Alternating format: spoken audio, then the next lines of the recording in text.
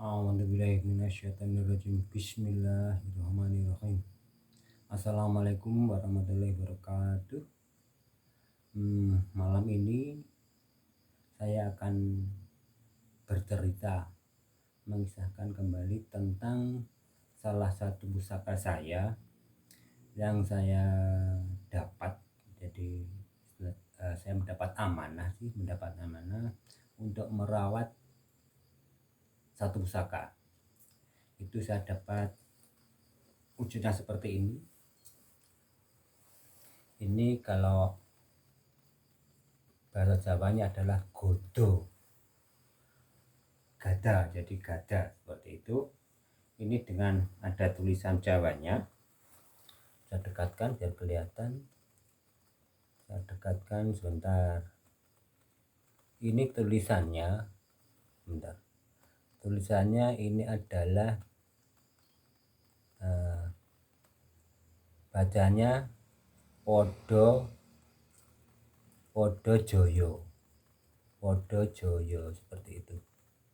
Nah, Podo Joyo. Tulisan seperti itu.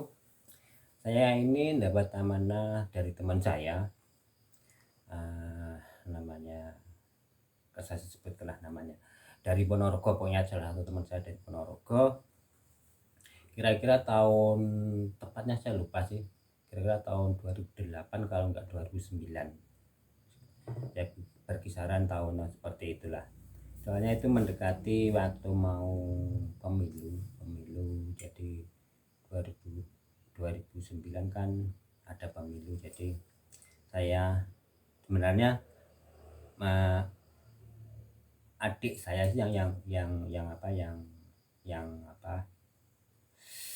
membutuhkan. Sebenarnya dia yang pengen punya itu, tapi akhirnya saya kasih yang lain, bukan yang ini. Itu akan nanti juga akan saya ceritakan. Soalnya wujudnya itu wujud cemeti lah seperti itu. Kalau ini kan wujudnya gada kan gitu. Ini berat, jadi berat. Gak tahu beratnya berapa kilo ini. Tahun 2008, kalau nggak salah 2008, kalau nggak 2009. Kemudian saya tahun 2010 itu saya pindah tugas ke Ketapang Banyuwangi. Tahun 2010, bulannya sekitar bulan Agustus 2010 saya pindah ke sana. Kemudian berjalan 3 bulan, jadi Agustus, September, Oktober. Nah, pada bulan Oktober itu saya 3 bulan berjalan di sana, itu secara tidak sengaja saya itu suatu malam mimpi bertemu dengan figur atau sosok lah. Suatu malam saya bertemu karena jelas sekali. Kemudian karena saya meyakini bahwa ini betul-betul sesuatu yang perlu saya dokumentasikan, akhirnya saya lukiskan gitu.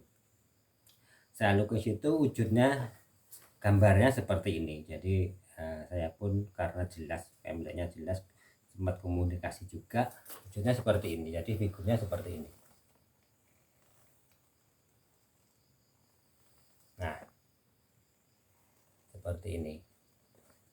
Nah, kemudian saya pada suatu malam itu, jadi kan ini kan karena saya dokumentasikan, otomatis tanggalnya pun saya tulis. Ini tanggal 12 bulan 10 2010, harinya hari Selasa. Kemudian saya lukis selesai tanggal 15. Jadi saya melukis itu 3 hari saya lukis. Itu pada suatu malam saya mimpinya seperti gini. Jadi saya melihat di suatu seperti keraton, suatu kerajaan seperti itu. Gambaran secara keseluruhannya, beliau yang saya lukis ini, dia itu duduk di suatu singgasana. Kemudian pilar kerajaan itu besar sekali. Di depannya itu banyak punggawa yang duduk-duduk di depannya. Kemudian yang di samping kanan kirinya itu juga ada sih, memang samping kiri kanan juga, tapi yang jelas yang di depannya itu banyak. Kemudian dia itu duduk di singgah sana dengan karpet bawahnya itu karpet merah. Terus tempat duduknya kelihatannya warnanya keemasan, nggak salah ya, keemasan. Juga yang selendang dia pakai itu dan dia pakai ini. Jadi selendang yang dipakai ini, selendang dipakai ini di mana, di bahunya ini warnanya juga kuning, kuning keemasan.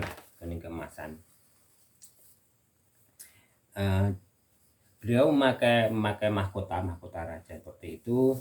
Kemudian untuk gambarannya sebenarnya gini. Jadi saya itu melihat, sepertinya saya melihat dari atas. Saya melihat itu posisi seperti dari atas. Beliau duduk seperti ini. Kemudian di depannya ini banyak punggawa yang duduk. Kemudian karpet di bawahnya ini adalah warnanya merah. Ini pilar besar, jadi pilar kerajaan besar sekali seperti itu.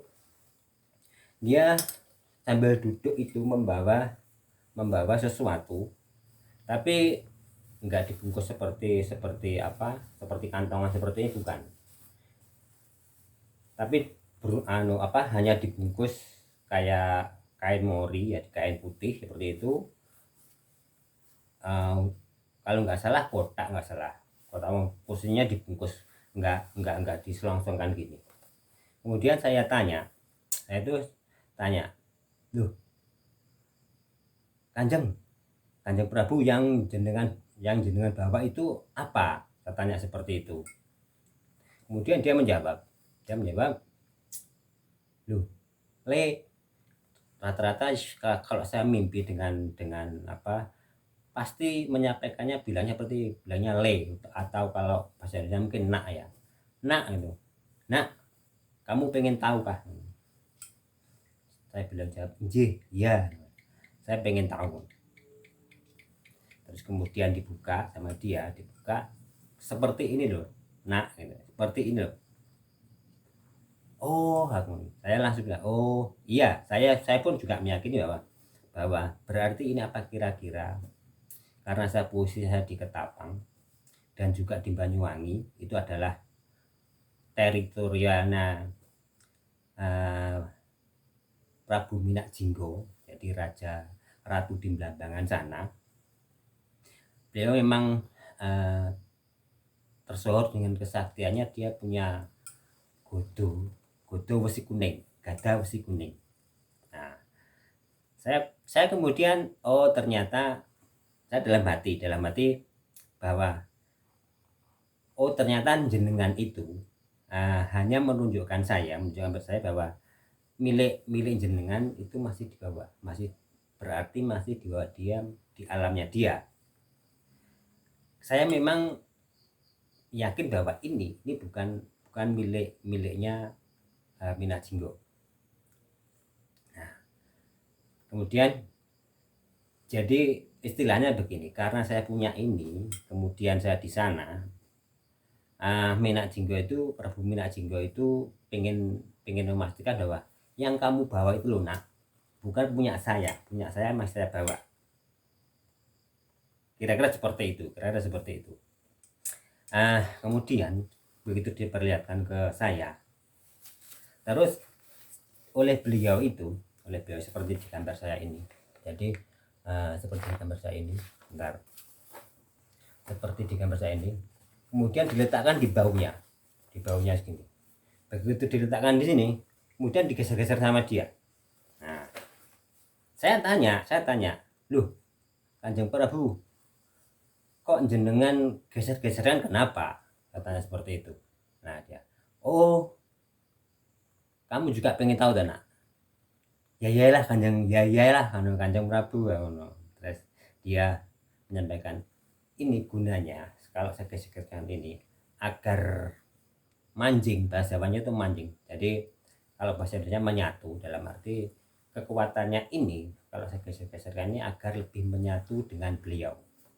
Nah, terus saya tanya lagi, itu kegunaannya untuk apa Kanjeng?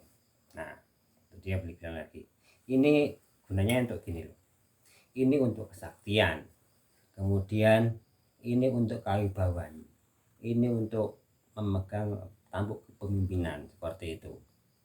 Nah, terus dia menyebutkan berapa, saya lupa, jadi misalnya saya ingat saya untuk kesaktian, untuk keagamaan, untuk derajat dan lain-lain, tapi ada satu kata ya saya yang nggak paham, ada satu kata yang saya nggak paham, apa satu kata itu, entah jopo atau entah topo, entah apa, saya tuh nggak tahu.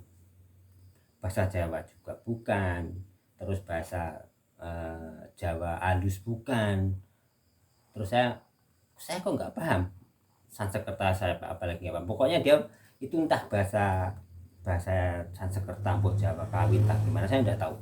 Jadi begitu dia bilang seperti itu, saya bilang apa Prabu apa Kanjeng Prabu no?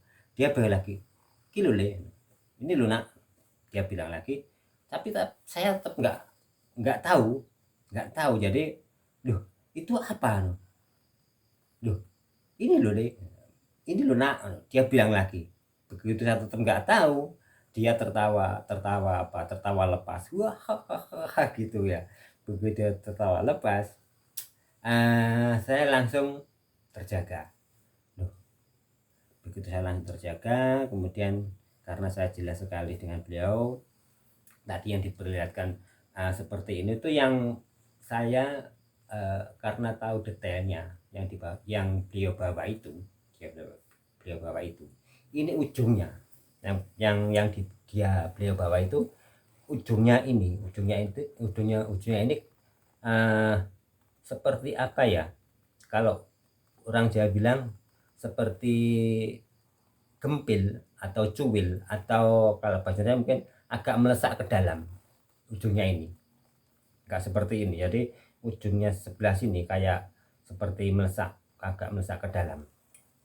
Enggak tahu, mungkin zaman dulu entah terbentur, entah untuk bertempur seperti apa, akhirnya agak melesak ke dalam.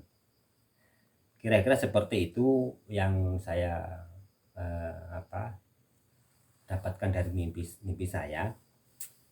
Kemudian saya lukis hasilnya seperti ini. Nah, hasilnya seperti ini. Ini besoknya kan saya kan di sana di Ketapang itu saya menjabat sebagai kepala gudang di salah satu pengantongan pupuk dari kapal, kemudian dikantongi pengantongan pupuk, kemudian dimasukkan ke gudang. Jadi saya memegang sebagai kepala gudangnya, otomatis tenaga kerja saya juga kan orang-orang lokal situ, banyak orang-orang dari Rogo Jambi. Nah, pas waktu istirahat atau udah pulang ya, masih istirahat. Jadi waktu masih istirahat, saya pun saya cerita, jadi saya sampaikan ini seperti yang tadi saya ceritakan. Terus gambar ini saya tunjukkan ke beliau. Itu ada beberapa orang yang tenaga saya itu sekitar 12-an orang lah. Nah, begitu mereka tahu, duh Pak Joko, inilah ya saya pasti ini, tapi bahasa Jawa sih, ini pasti Prabu Minak Jinggo yang benar. Terus saya bilang, saya pun juga nggak tahu ini entah Minak Jinggo, entah siapapun, yang jelas itu saya bermimpi seperti itu. Beliau membawa godo, membawa gada seperti ini, saya juga nggak tahu, cuman saya karena begitu jelas saya gambar gitu aja. Loh, ini jelas Pak Prabu Minak Jinggo. Pak Joko, jenengan itu di sini baru beberapa bulan, kok bisa ketemu ya? Saya juga nggak tahu, saya pun hanya lewat mimpi, saya tuh nggak pernah pengen bertemu, nggak pernah punya angan-angan ketemu dengan Prabu Minak Jinggo, saya nggak punya sama sekali. Mungkin ya mungkin saya karena punya godo sama dengan punyanya Minak Jinggo, kemudian Minak Jinggo itu apa ya, klarifikasi lah, bahasanya seperti klarifikasi. Oh, itu yang kamu bawa itu bukan godo saya, karena godo saya masih bawa di alam saya, mungkin seperti itu. Nah, kemudian terus tenaga-tenaga apa, tenaga bongkar muat saya itu terus, Pak Joko, ini lawang Bapak Bupati dulu aja mau ketemu dengan ketemu dengan Robi Minyak Jenggot sampai ke petilasannya pun nggak ditemui kan gitu. Loh, saya nggak tahu tentang hal itu. Yang jelas saya mimpi seperti ini, saya gambar, jadinya seperti ini. Nah, kemudian mereka bilang, Pak Joko, nanti sore tak fotokopinya, tak apa, tak perbanyaknya, nanti saya sebarluaskan di daerah saya lah. Daerahnya namanya Naga saya itu kebanyakan dari Rogo Jambi. Saya bagi-bagian di sana lah. Oh, monggo silakan aja, saya enggak masalah, saya mau dianu. Yang jelas saya tidak meyakini 100% ini minyak jenggot, enggak lah aku. Nanti daripada eh, salah persepsi, saya nggak pernah meyakini 100% bahwa ini minyak jenggot. Semua itu walau-walam lah, walau-walam. Jadi saya nggak 100% bilang ini minyak jenggot, bukan. Nah, sosok figur-figur minyak jenggot dalam kutip ya, tanda petik lah, itu face-nya kalau saya gambarnya sebenarnya apa ya, ininya agak tirus, jadi enggak terlalu ini. Kalau dilukis saya kan, saya lukis ini kan agak gemuk, jadi sebenarnya agak tirus dikit. Kemudian sininya itu banyak luka-luka seperti apa ya, seperti bekas cacar apa ya, luka-luka mungkin pertempuran, mungkin juga bekas kayak seperti bekas apa, jerawat yang besar-besar itu loh, agak lubang-lubang. Sininya itu seperti itu. Itu saya melihatnya jelas sih, jelas. Jadi seperti itu. Saya karena melukisnya ini dengan pulpen biasa, jadi pulpen, bukan dengan alat-alat lukis, karena saya punya di sana, jadi nggak bawa peralatan lukis semua, nggak saya bawa, cuma saya bawa pulpen biasa aja. Jadi begitu saya lukis nggak bisa dihapus ini, begitu ya harus langsung jadi kan, seperti itu. Nah, kemudian setelah itu disebarluaskan oleh teman-teman itu, tenaga-tenaga saya juga nggak tahu akhirnya gimana, cuman saya bilang iya buat teman saya, orang-orang saya pada heran, banyak yang heran. Yes. Ya alhamdulillah, saya cuman kalau bisa memang betul-betul merah jenggot ya suatu, itu saya bilang anugerah dari Yang Maha Kuasa, seperti itu. Saya nggak gimana-gimana, saya tidak punya tujuan apapun. Nah, kemudian saya pun ketemu dengan ya teman yang lebih spiritual, itu dia bilangnya malah gini, Pak Joko, ini apa, kalau menurut saya Prabu Tawang Alun. Jadi saya juga nggak tahu Prabu Tawang Alun itu yang mana, nggak paham. Jadi seperti itu kisahnya. Untuk godo ini pun sudah saya amanahkan kepada salah satu keponakan saya, karena cocok lah, menurut pendapat saya, karena cocok dengan beliau. Jadi keponakan saya itu, karena suaminya itu khususnya memang kalau menurut saya memang harus punya seperti ini gitu ya. Kalau yang saya megang ini terlalu besar, terlalu berat kan, seperti itu. Jadi untuk sementara begitu aja tentang godo besi kuning ini, kata besi kuning ini, yang sampai karena saya bawa ini, kemudian saya mimpi bertemu dengan figur seperti itu ya. Mungkin dia hanya klarifikasi lah, kalau pusakamu itu, pusaka yang bawa ini bukan milik saya, seperti itu. Kesimpulan seperti itu. Terima kasih untuk penonton, untuk pemirsa. Sementara cerita saya seperti itu dulu. Kemudian untuk konten-konten selanjutnya juga samalah, nanti ya juga tentang semua tentang kisah saya sendirilah. Mungkin juga ada kisah dari teman, tapi sementara rata-rata nanti pusaka-pusaka yang saya punya, saya bikinkan konten semua, juga tentang kisah-kisah dunia-dunia lain lah, kisah saya sendiri. Untuk sementara begitu dulu. Terima kasih semuanya. Assalamualaikum warahmatullahi wabarakatuh dan selamat malam.